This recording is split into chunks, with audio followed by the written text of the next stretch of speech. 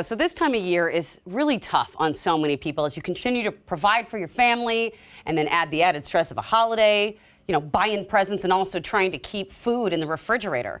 Well, the Salvation Army is near and dear to my heart, and they step in when needed. And one unique way they help is through their Client Choice Food Banks. And here to explain what that is and even cook up a tasty meal from common ingredients is Chef Emmy Collins, an ambassador for the Salvation Army. Hi. I'm so glad to see you again. You too. Thanks for having me. Oh, 100% glad that you're here to cook this specific recipe because I want to talk about these food banks, but what are we making today? We're making a beef and sweet potato chili. Ooh, so delicious. My stomach just growled. It just growled. That's so embarrassing. All right, all these ingredients are important because they can be commonly found at a food bank, right? Yes, they can.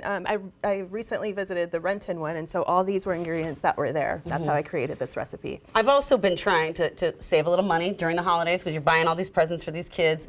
This is something that you can buy easily too, and that's not going to break you and feed a family heartily. Yes, and what's great is you can make a big batch and also freeze it, which is another great way to kind of like save money and time. And time too, because you got a working mom here that doesn't have time. All right, so how do we get started? So let's get some oil heated up. And what I really love about this recipe is that it's super flexible. You can kind of make it your own. We're doing it with ground beef and sweet potatoes, but you can use ground turkey, ground chicken, or you can even make it just like a vegan and just meatless. Okay, so it could just be a veggie. Exactly. The sweet potato really gives it like a little sweetness, and it adds like a lot of vitamins. I love sweet potatoes. They're like perfect for everything, aren't they? Everything. I love it. I just made a tray bake with sweet potatoes last night because I'm like, this is good. I know that my family's going to like this and it's going to be healthy. Exactly. So we're going to toss some garlic in there. And then, again, we're using beef, so we're going to just get that browned in there together. And what I love about this recipe, it's like a one-pot thing, you know? Seriously. I mean, I don't think there's anything I cook right now that isn't one pot. Love it. I can, like my oldest can kind of come and I'll tell her, lay out the ingredients for her, and she can kind of just sit there and stir. Yes, how old's your daughter? She's 15. 15, yeah. My daughter's 10, and she's just starting to get into it now. That's about the age my daughter got into cooking, for sure. I love that. Yeah. Okay, so we're letting that brown. Brown it a little bit. And then we're just gonna dump everything in. So we have some stock. I'm using red kidney beans, but you can use whatever beans you can find at the food bank or the grocery store.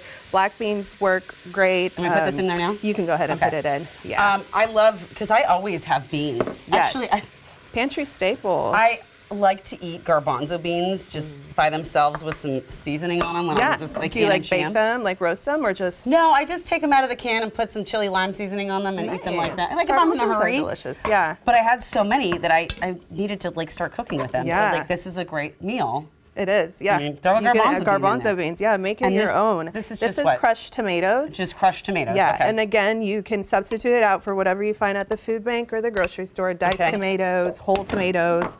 And just, because it gets hot, you can mush them around. Mush them all together, yep, exactly. And then some stock. And I have chicken stock here, but again, you can use veggie. You can even use water if you don't have chicken stock. It's so flavorful that you can just use water as well. So I'm going to add that. And then for the spices that we're going to use is red paprika, or sweet paprika. Sweet paprika. Black pepper and ground cumin. Okay. And a little salt to taste.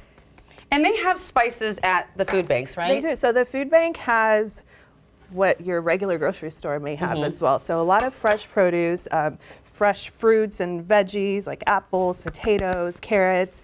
They have pantry staples, rice, dry beans, canned beans, lentils, and a lot of really like healthy option frozen food items as well, like ground beef. A lot of meats. There was also even seafood when I went there. That's awesome. And the thing that's so great about it, because it really leans into that client choice aspect of it. Can you explain what that is? Yeah, so client choice is, I love this model because it really allows for our clients to feel independent and shop with dignity. It means that they can just go into our food banks and shop as if they were shopping at their regular grocery store. So they get to pick the items that are perfect for their family and meet their dietary needs instead of getting a random mystery bag. So, yeah. That's so important. That is so important.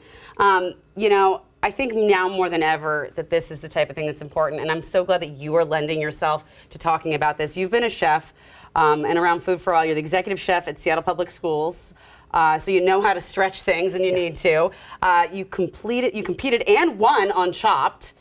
How can folks save money on food in all your extensive experience? Yeah, so again, one of my tips and tricks is to buy in bulk and do a big batch and freeze it, especially items like stews and chilies and braises. That's and then you just also time saving as well. But what's really great about the food bank is everyone is welcome, especially during the holidays when people are kind of trying to make their dollars stretch. So it doesn't matter if you are extremely in need of food or just trying to supplement what you already got at home. Come to the food bank. It's free. Everyone is welcome, no matter their income, no matter their background. So that's a great way to kind of stretch that food dollar this holiday season. That is so beautiful, and it's so important. And I know there's a lot of, sometimes we think, oh, there's a lot of embarrassment in it, but you say no. No. Don't worry about that. not. We're all in this together, We and are. right now, it is harder than ever. Thank you so much, you. Chef. Thank you. It's so good to So see you good. again. Thank you for sharing this message in the holidays. And Chef Emmy is sharing this chili recipe with us. Just text the word recipe to 206-448-4545. We'll send it right to your phone. And you can find out more about the Salvation Army's food banks by going to the website you see on your screen. And if you find yourself at Alderwood Mall this holiday season, stop by the Light the World giving machines for an opportunity to help the Salvation Army gift warm socks, meals, and even home heating for people in need. All right, it's right next to the Lego store. This portion of New Day Northwest is sponsored by the Salvation Army.